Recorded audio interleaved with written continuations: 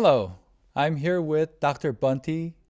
Dr. Bunte is saxophone professor at the University of Cincinnati, and then we've been working together quite a while to explore the possibility of making the perfect mouthpiece.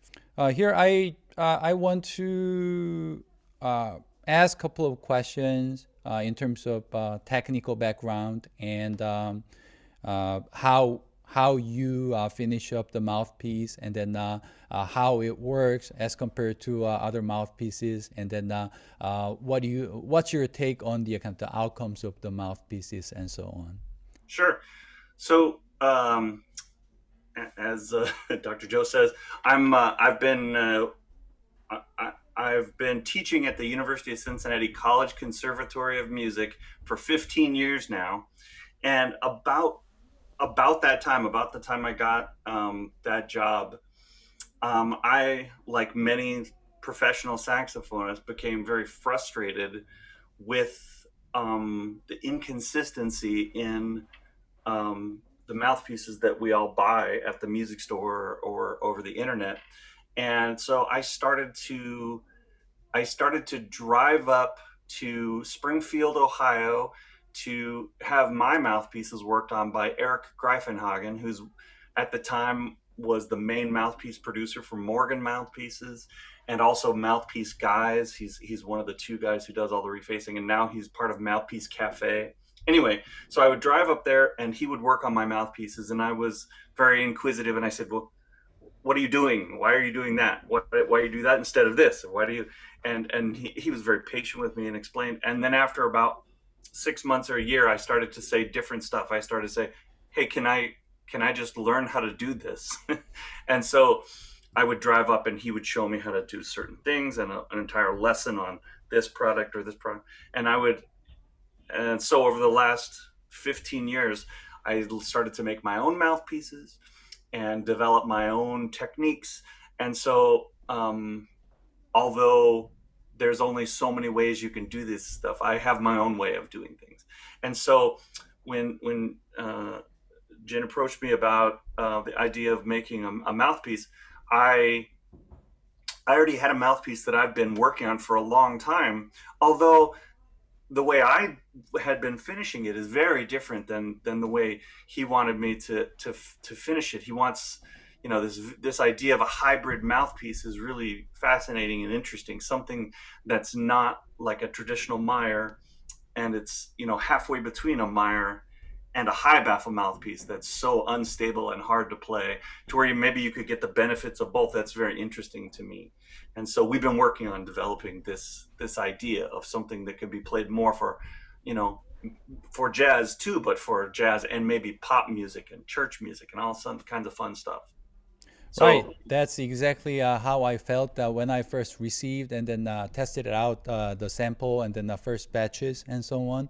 And then I felt very comfortable, like making my first note out of it, and then I knew, oh, this is going to work really, and it is going to be very versatile, like you said, from jazz to pop or other genre of music, like if you want to cover. However, depending on the players, the tonal quality, some may prefer like the darker, or maybe a natural sound they have might be dark or bright depending on the sure. player. So I cannot say this mouthpiece is going to be everybody. However, what I feel is that it will work for a lot of people who want to get better control out of this mouthpiece without using high baffle. And do you think we could, further down the road, we could produce these mouthpieces consistent enough from mouthpiece to mouthpiece? The problem I'm seeing, I mean, I already know the answer by looking at these, first batch of mouthpieces. They're very consistent. They play, I mean, not exactly the same, but I would say these are the same mouthpieces that I could tell. So how do you keep the consistency? Well, I just think the way I've learned how to do this process was from a player's standpoint. So since I'm a professional saxophone player, and by the way, I play classical and jazz, and do all kinds of stuff. I I always play test, or I always try to play test, and when and through the process of play testing, I I make sure that from a player's perspective, that like you said, that first note, like just the ease of response has to be there, and playing low notes has to be there, and playing high notes has to be there. Otherwise, if it sounds great in the high register but almost doesn't speak down low, it doesn't matter what the numbers are that you're measuring. You have to adjust to make it play for. So, and then the finish work, the way I make it look, you know, very similar, is just there's a specific order of process I go through just to try to make sure that from a visual aspect it's very pleasing and symmetrical.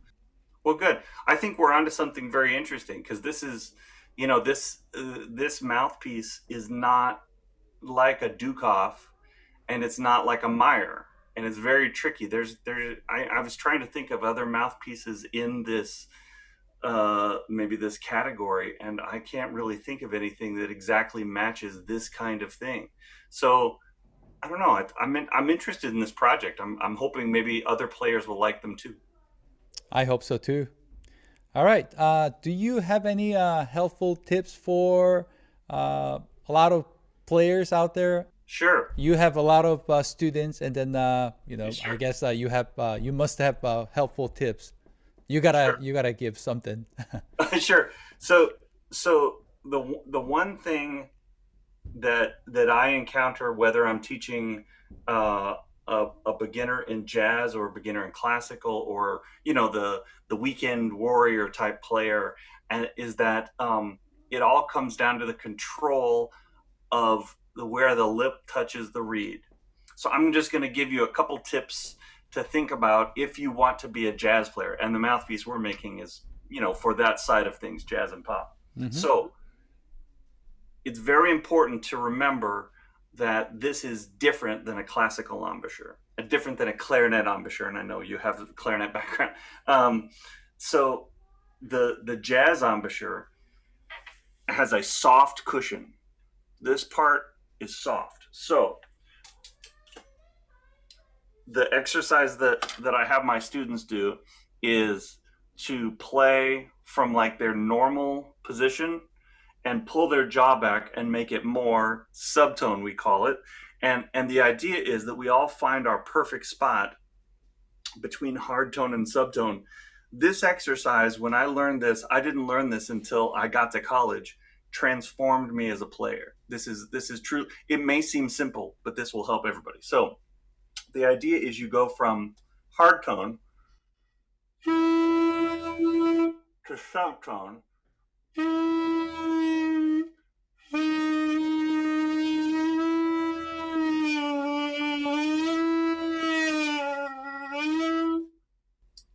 Seems simple until you put the horn on. Do you try to lower the jaw, or dropping the jaw, or So you don't drop it, you pull it back. okay? So that's the trick, is not to drop it, because if you drop it, oops,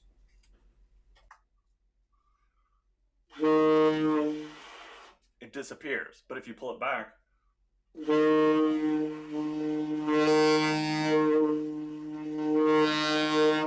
and if you look at famous players, whether you're watching Michael Brecker or or it doesn't matter, or John Coltrane or Dexter Gordon or Bob Berg, or whoever you like the sound of, you'll notice that they play further back in the low register and further forward in the upper register.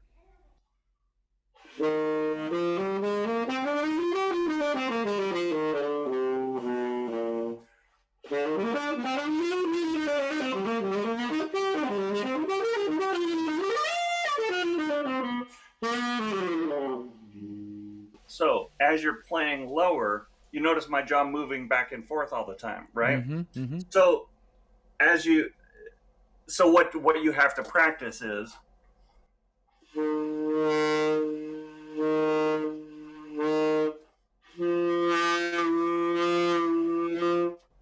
and you practice your scales, but practice further back, moving forward. Mhm.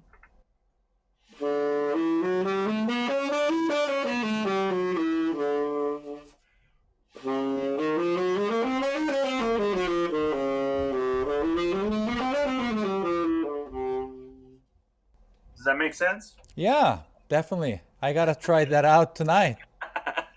And is that the mouthpiece you just released? It's called Oh, yeah. Arc. So this is my new ARC mouthpiece, which I'll take off the ligature. Fantastic ligature made by Boston Sax Shop, by the way. Right, I noticed that too.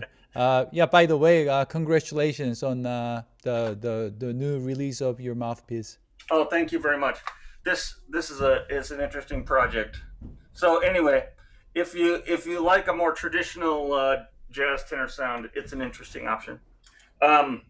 Okay.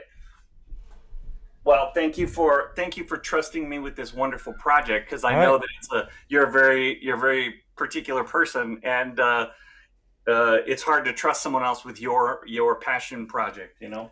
Fantastic. I'm more than excited about making better mouthpieces in the future. Very cool. All right. Thanks for your time. Thank you. Take All care. right. Bye.